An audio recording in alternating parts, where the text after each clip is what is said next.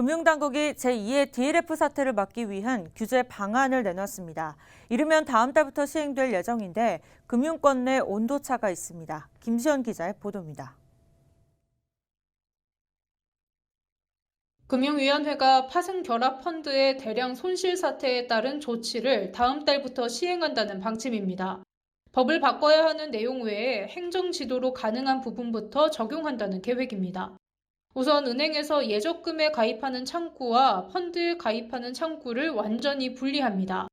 그동안 창구 구분 없이 무분별한 판매 권유가 있었다고 보고 이를 원천 차단하겠다는 의지입니다. 원금 손실 가능성이 있는 상품의 경우 별도 창구에서 상담과 판매를 진행토록 한다는 방침입니다. 고객이 결정한 금융투자상품의 가입을 철회할 수 있는 리콜제와 고령의 고객들에게 적용되는 숙려 제도 등을 전 은행권으로 확대합니다. 은행 핵심 성과지표에 고객 수익률을 반영하는 한편 프라이빗 뱅커 전문성 강화도 유도합니다. 또 파생 상품이 내재되어 투자자 이해가 어렵고 원금을 20% 이상 잃을 수 있는 상품을 고난도 금융 투자 상품으로 지정해 판매를 제한합니다. 이에 더해 사모펀드 최소 투자액을 기존 1억 원에서 3억 원으로 높여 일반 투자자의 진입 장벽도 높입니다. 전반적으로 규제를 강화해 하이리스크 상품의 판매를 조절한다는 건데 은행권에선 이 같은 규제에 대해 우려가 적지 않습니다.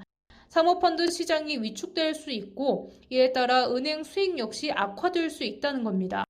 또 일부 은행의 불안전 판매 문제 탓에 발생한 이번 DLF 사태에 대해서 모든 은행이 책임져야 한다는 것 역시 과도하다는 목소리도 있습니다.